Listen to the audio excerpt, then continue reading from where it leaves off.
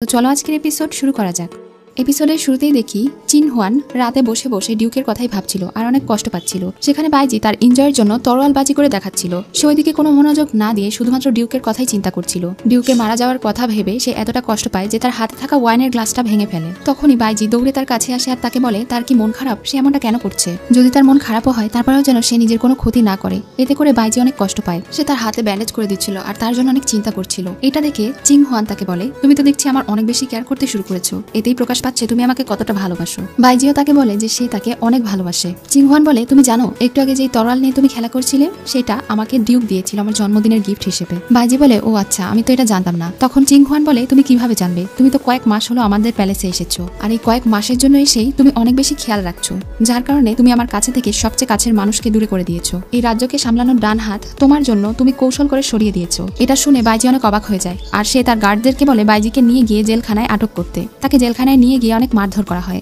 সেখানে চিং হুয়ান তার সঙ্গে দেখা করতে আসে। বাইজি তাকে ডেকেছিল। বাইজি তাকে বলে সে যেন তাকে ছেড়ে দেয় আর নয়তো তাকে মেরে ফেলে। সে আর এইসব টর্চার সহ্য করতে পারছে না। চিং হুয়ান বলে তোমার কি মনে হচ্ছে যে আমি একটা নিষ্ঠুর রানী? একদিন আমার বাবা আমাকে বলেছিল যে রানীদের কখনো মন থাকতে হয় না, কিন্তু আমি সেই ভুলটাই করেছি তোমাকে আমার মন দিয়ে, আর তুমি আমাকে ধোঁকা দিয়েছো। তোমার কারণে আজকে আমার এই অবস্থা আর ডিউকের প্রাণ গেল। তুমি কি মনে করছো আমি কিছুই বুঝতে পারিনি? এই সবকিছু তুমি প্ল্যান করে করেছো। যেই দিন থেকে তুমি শেং রাজ্য থেকে হোস্টেজ হিসেবে এই রাজ্যে পা দিয়েছো সেদিন থেকে আমার অধপতন শুরু হয়েছে, কিন্তু আমি সেটা বুঝতে পারিনি। বাইজি বলে আমি শুধু চাই আমার শেং রাজ্যের যেই সৈনিকদেরকে আপনি ধরে রেখেছেন তাদেরকে প্রাণে মারবেন না, দয়া করে তাদেরকে ছেড়ে দিন। আপনি তো জানেন আমার কাছে 10 লক্ষ টাকা আছে, সেই টাকাও আমি আপনাকে দিয়ে দেবো, তারপরে আপনি তাদেরকে ছেড়ে দিন। এটা শুনে সে হাসতে থাকে আর তাকে আঘাত করে। এরপরে তাকে বলে তুমি এখন ভালো সাজার চেষ্টা করছো, তোমার জন্য এতগুলো সৈনিকের প্রাণ গেল, শুধুমাত্র তোমার দেশের সৈনিকই নয় বরং আমার দেশের সৈনিকদেরও প্রাণ গিয়েছে। বাইজি তাকে বুঝিয়ে বলে যে সে কেন ডিউককে মারতে যাবে, বরং ডিউকের সঙ্গে তো রানী নিজেই ডিল করছিল। সে মারা যাওয়া থেকে তাকে জেলে পাঠানো পর্যন্ত এই সবকিছু তো চিং হুয়ান নিজেই করেছিল। আর সবাই বলছে সে আত্মহত্যা করেছে, তাকে তো প্ল্যান করে মারা হয়নি। যদি তাকে প্ল্যান করে মার্ডার করা হতো তাহলে এটার প্রমাণ সে নিশ্চয়ই পেত। তাদের কথার মাঝে সেখানে একজন সৈনিক এসে জানায় আসলে ডিউক আত্মহত্যা করেনি বরং তাকে পুড়িয়ে মারা হয়েছে, আর তারা খোঁজ নিয়ে দেখেছে এটা হলো থার্ড প্রিন্সের কাজ। এটা জানা মাত্রই বাইজি বলে দেখেছো আমি তোমাকে বলেছিলাম যে আমি এসব করিনি, কিন্তু তুমি আমার উপরে এক ফোঁটাও বিশ্বাস করোনি। আমার মা বলতো একটা রানীকে সার্ভ করা মানে হলো একটা বাঘের পাশে বসে তাকে খাবার খাওয়ানো, যে কোনো সময় সে তোমার আঘাত করতে পারে, কিন্তু আমি সেটা বুঝিনি। যেহেতু তুমি আমাকে বিশ্বাসই করো না তাহলে তুমি আমাকে দয়া করে মেরে ফেলো, এত কষ্ট আর আমাকে দিও না। তার এত কষ্ট দেখে এবার প্রিন্সেসের মন গলে। সে তাকে বলে তুমি কি আমাকে ভালোবাসো, সত্যি করে বলো। তার এই কথা শুনে বাইজি কান্না করে ফেলে আর সে বলে না, আমি তোমাকে ভালোবাসি না আর আমি তোমার সঙ্গে থাকতেও চাই না, দয়া করে আমাকে মেরে ফেলো, আমাকে বাঁচিয়ে রেখো না। তার এই কথা শুনে রানী অনেক বেশি কষ্ট পায়। সে তাকে বলে আমাকে তুমি মাফ করে দাও, আমি আসলে বুঝতে পারিনি এই সবকিছুর পেছনে তৃতীয় প্রিন্স দায়ী, তুমি আমাকে মাফ করে দাও, আমি তোমাকে অনেক ভালোবাসি। কিন্তু বাইজি কান্না করতে করতে তাকে বলে আমি আর তোমাকে ভালোবাসি না, আমি তোমার ভালোবাসা থেকে মুক্ত হতে চাই। এটা বলেই তার মুখ থেকে রক্ত বের হয় আর সে জ্ঞান হারিয়ে ফেলে। চিং হুয়ান তখন অস্থির হয়ে যায় আর সে চিৎকার করে ডাক্তার ডাকে। ডাক্তার দেখানোর পরে সে সারা রাত বাইজির পাশে বসে তার সেবা করে। সে তাকে সেবা করছিল আর কান্না করতে করতে বলছিল তুমি একবার জেগে ওঠো, তুমি যা বলবে আমি তাই শুনবো। কিছুক্ষণ পরে বাইজির জ্ঞান ফিরে আসে। এটা দেখে তো সে ভীষণ খুশি হয়ে যায়। সে আবারও দ্রুত ফিজিশিয়ানকে ডেকে পাঠায়। বাইজি তখন বলে কোনো প্রয়োজন নেই, আর আপনি আপনার রাজ্যের গুরুত্বপূর্ণ কাজ ফেলে আমার কাছে কেন বসে আছেন। তখন তাকে বলতে থাকে তুমি কি চাও, তুমি আমাকে বলো, আমি তোমার সব ইচ্ছে পূরণ করবো। তখন সে বলে আমার কোনো ইচ্ছে নেই, আমি শুধু ফিরে যেতে চাই। রানী খোদার কসম করে তাকে বলে আজ সে যা চাইবে সে তাকে তাই দেবে। তখন প্রিন্স তাকে বলে দয়া করে আমাকে আমার রাজ্যে পাঠিয়ে দিন, আমি শেং রাজ্যে চলে যেতে চাই। কিন্তু রানী তাকে সেখানে পাঠাতে চায় না। সে বলে এখন ওই রাজ্যে তোমার যাওয়া সম্ভব নয়, কারণ তোমার রাজ্যের মানুষেরা তৃতীয় রাজকুমারকে সেই রাজ্যের রাজা হিসেবে ঘোষণা করে দিয়েছে। এটা শুনে বাইজি অনেক অবাক হয়ে বলে কিন্তু এটা কিভাবে সম্ভব? আমি যখন সেখানে থেকে হোস্টেজ হিসেবে এসেছিলাম আমার বাবা মা আমাকে প্রমিস করেছিল যতদিন না আমি ফিরে যাব ততদিন তারা আর অন্য কোনো রাজা নির্বাচন করবে না, আর আমার বাবা তো বেঁচে আছে, তাহলে তাকে কিভাবে রাজা বানালো? কিছুক্ষণ ভেবে সে বুঝতে পারে হয়তো এখানে সে হেরেমে যোগ দিয়েছে আর রানীর সঙ্গে তার এত ঘনিষ্ঠতা এই সম্পর্কের ব্যাপারে হয়তো সেখানে সবাই ছড়িয়ে দিয়েছে। এজন্যই হয়তো তার বাবা মা এখন আর তাকে বিশ্বাস করতে পারছে না আর থার্ড প্রিন্সকে রাজা বানিয়েছে। এমনটা হবারই ছিল। এসব কিছু ভেবে সে আবারও কান্না করতে শুরু করে। রানী তাকে বলে আসলে অনেকদিন আগে থার্ড প্রিন্স তাকে একটা চিঠি পাঠিয়েছিল।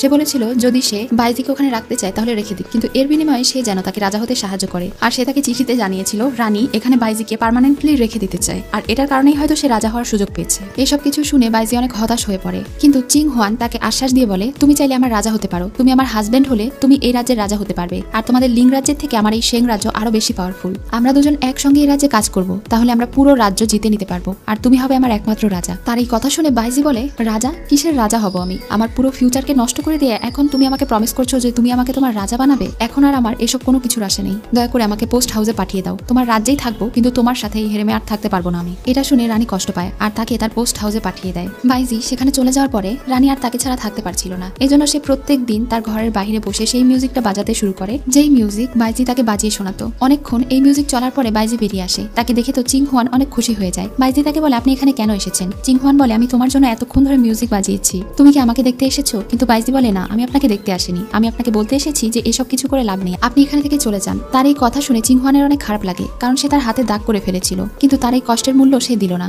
বাইজি তাকে কোনো পাত্তা না দিয়েই দরজা বন্ধ করে দেয়। তার এমন আচরণে চিং হুয়ান কষ্টে কান্না করে ফেলে। সেই দিন রাতে সে চুপি চুপি বাইজির ঘরে যায়, এটা দেখার জন্য যে বাইজি ঠিক মতো মেডিসিন নিচ্ছে কিনা। তখনই সে বুঝতে পারে তার রুমে কেউ প্রবেশ করছে। তখন বাইজির ঘুম ভেঙে গেলে সে বাইজিকে একটা কিস করে দেয় আর তাকে চুপ করে থাকতে বলে। সেখানে একটা মুখোশধারী লোক এসেছিল বাইজিকে মারার জন্য, কিন্তু চিং হুয়ান তার সঙ্গে লড়াই করে আর তাকে মেরে তার গার্ডদেরকে বলে সেখানে থেকে নিয়ে যেতে। এই লড়াইয়ে চিং হুয়ানের হাত কেটে যায়। এটা দেখে বাইজি তার অনেক কেয়ার করছিল। চিং হুয়ান তখন তাকে বলে, আমি তোমাকে অনেক ভালোবাসি, তুমি কি আমাকে মাফ করে দিতে পারো না? বাইজি তখন তাকে জড়িয়ে ধরে বলে, আমি তোমাকে ঘৃণাও করতে পারি না। চিং হুয়ান তাকে বলে, তুমি আমার সঙ্গে আবারও প্রাসাদে ফিরে চলো, এখানে থাকা তোমার জন্য সেফ না। পরদিন রাতে যখন রাজ্যের কাজ শেষ করে চিং হুয়ান তার ঘরে ফিরে আসে, তখনই সে আর তার দাসী সেখানে বাইজিকে দেখে অনেক অবাক হয়ে যায়। দাসীগুলো লজ্জা পেয়ে হাসতে হাসতে বাইরে গিয়ে দরজা বন্ধ করে দেয়, আর সে অনেক অবাক হয়ে বাইজিকে জিজ্ঞাসা করে, তুমি এখানে কি করছো? বাইজি তখন তাকে বলে, গতকালকে আপনি আমার প্রাণ বাঁচিয়েছেন, কিন্তু আপনাকে আমি কি দিয়ে শুকরিয়া আদায় করবো বা আপনার ঋণ শোধ করবো বুঝতে পারছিলাম না, তাই আমি আপনার কাছে চলে এলাম। আজকের রাতটা আমি শুধুমাত্র আপনার। তার এই কথা শুনে চিং হুয়ান অনেক খুশি হয়ে যায়। সে তাকে কোলে করে নিয়ে যায়। তখন সে তাকে আদর করতে শুরু করে।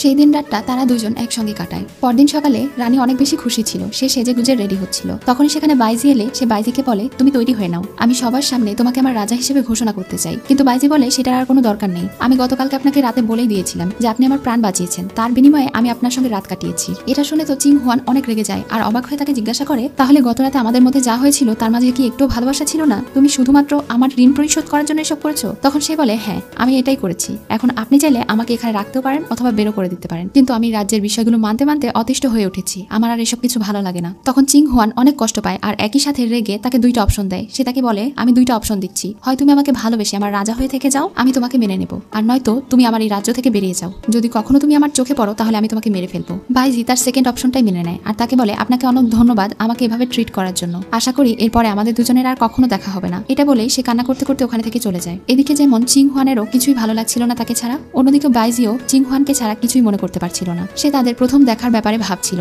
যেদিন প্রথম দেখাতে চিং হুয়ান যেমন তাকে ভালোবেসে ফেলেছিল, ঠিক তেমনি সেও চিং হুয়ানকে প্রথম দেখাতেই পছন্দ করে ফেলেছিল। এইসব কিছু ভাবতে ভাবতে তার চোখে পানি চলে আসে। তখন তার সঙ্গী তাকে বলে, মনে হয় আপনি তাকে ভালোবেসে ফেলেছেন। তখন সে বলে, রানীর হৃদয় আসলেই অনেক দামি, কিন্তু সেই দামি হৃদয় পাওয়ার যোগ্য আমি না। তাদের কথার মাঝেই সেখানে একজন আহত সৈনিক চলে আসে আর সে বাইজিকে বলে, আমি ফাইনালি আপনার সঙ্গে দেখা করতে পেরেছি। এদিকে রানীর কাছে একজন সৈনিক এসে বলে, সেদিন রাতে তারা যে সৈনিককে ধরেছিল সেটা হচ্ছে বাইজির রাজ্য থেকে পাঠানো সৈনিক, আর এই সৈনিক ডিউকের মৃত্যুর সঙ্গেও জড়িত ছিল। এটা শুনে সে তার সৈনিককে বলে, এক্ষুনি ওই লোকটাকে মেরে ফেলো। কিছুক্ষণ পরে আরেকজন সৈনিক এসে রানীকে জানায় যে বাইজি তার সঙ্গে দেখা করতে এসেছে। সে এটা শুনে তো অনেক খুশি হয়ে যায় আর বাইজিকে দ্রুত ভেতরে নিয়ে আসতে বলে। বাইজি সেখানে এসে হাঁটু গেড়ে বসে পড়ে। সে তাকে বলে, আমি আপনার রাজা হতে রাজি, আপনি যা চাইবেন আমি তাই করব। তখন রানী তাকে বলে, তুমি কি আমাকে তোমার পুতুল ভেবেছো যে তুমি যখন যা চাইবে যা বলবে আমি তখন তাই করব? তখন সে বলে, আমি আপনার হাতের পুতুল হতেও রাজি, কিন্তু তারপরেও আপনি আমাকে আপনার রাজা বানিয়ে নিন। কিন্তু রানী এবার তার কথায় রাজি হয় না। তাকে জিজ্ঞাসা করে হঠাৎ করে সে তার মত কেন পরিবর্তন করলো। তখন বাইজি তাকে আজকের ঘটনার ব্যাপারে বলে। তাদের রাজ্য থেকে যেই ছেলেটি আহত হয়ে তার কাছে এসেছিল সে তাকে বলে, থার্ড প্রিন্স যে কিনা এখন বাইজির রাজ্যের রাজা হয়েছে, সে আসলে তার বাবা এবং তার মাকে বিষ খাইয়ে মেরে ফেলেছে।